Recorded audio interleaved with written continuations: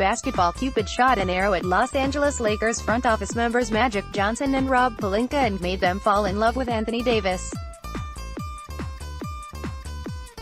After the arrow hit, it seemed like nothing else mattered to the Lakers' dynamic front office duo except acquiring the Pelicans star big man. In the end, the purple and gold weren't able to make a deal with New Orleans and land AD, but at least they did manage to land Reggie Bullock and Mike Muscala. Sarcasm. To make matter worse, it seems that Magic and Pelinka got duped by the Pelicans GM, Dell Demps. So I asked it, Windhorst Espin, if the Pels ever intended to seriously engage with LA on Anthony Davis, or if all the talks ceases tampering. Dell Demps and two of his college buddies met at a swanky cigar club in New Orleans and ordered the most expensive cognac and cigars. As Dell and his buddies started to get a little drunk, college friend No. One leaned back in his chair, took a puff from his cigar, and said, "Dell, you're the man. Magic and LeBron tried to play you." Who they think they were dealing with? All three nodded their heads, and then college friend No. 2 said, "Anthony Davis wanted to go play for the Lakers. Who does he think he is? Now he's gonna end up on the Celtics next season." Friend said, "Yep, Davis shouldn't have opened his mouth and demanded a trade." Friend Demps finally chimed in and said, "Millionaire?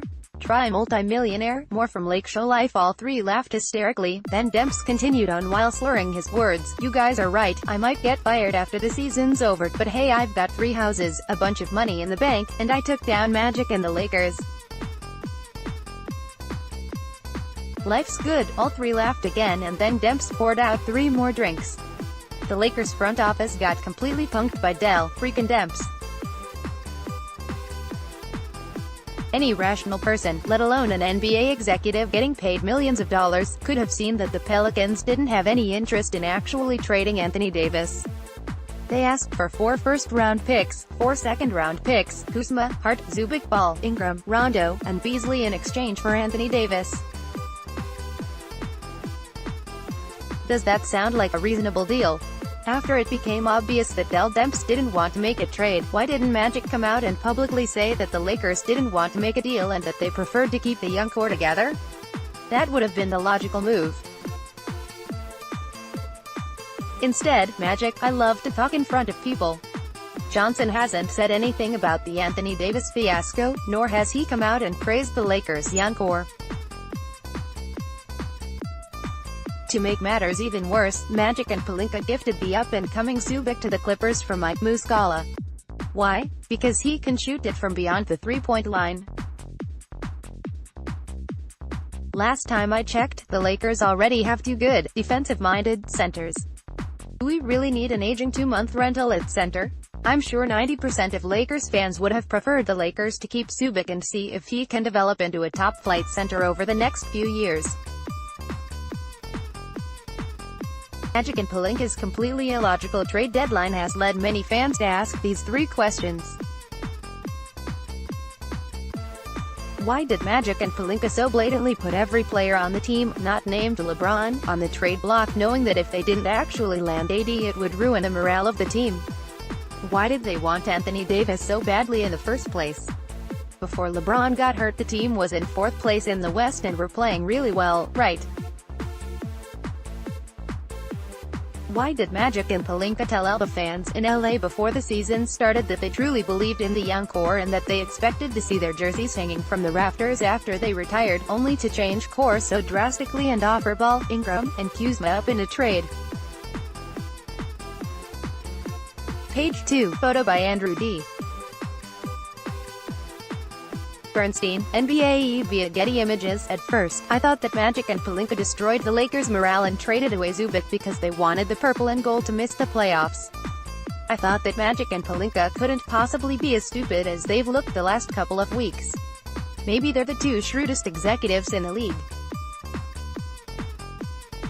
Perhaps after LeBron went down with his weird little injury, Magic and Pelinka scanned the Western Conference playoff scene and saw that the best the Lakers could do after James came back was to sneak into the playoffs as the 7th or 8th seed. Possibly, Magic and Pelinka met up and decided that a first-round exit to the Warriors or Nuggets didn't make sense and that the best thing for the future of the organization was to orchestrate a super-secret tank job.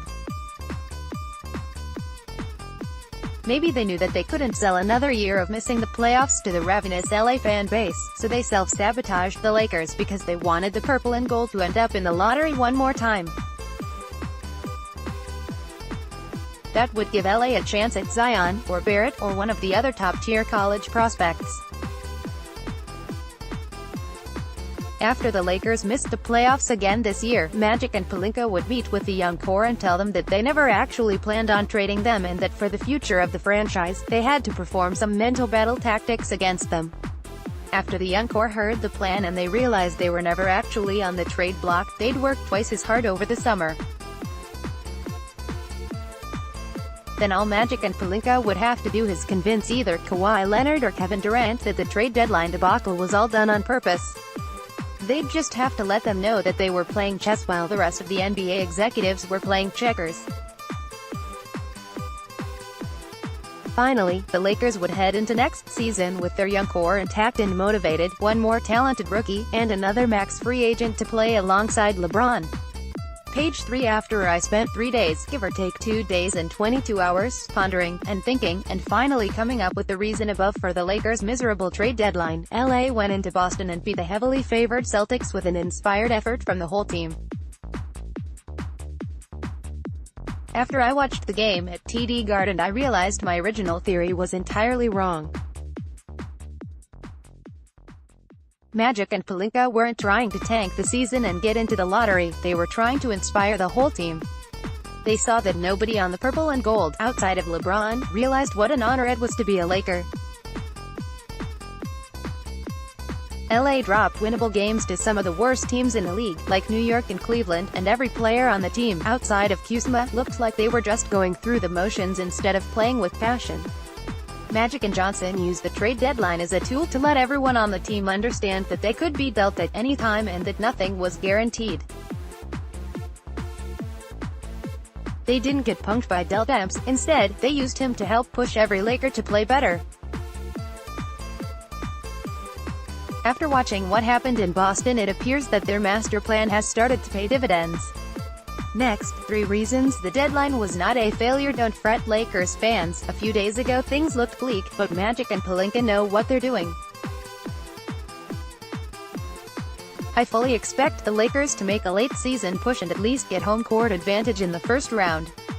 Pelinka is right, the Lakers are going to be a handful in any 7-game series.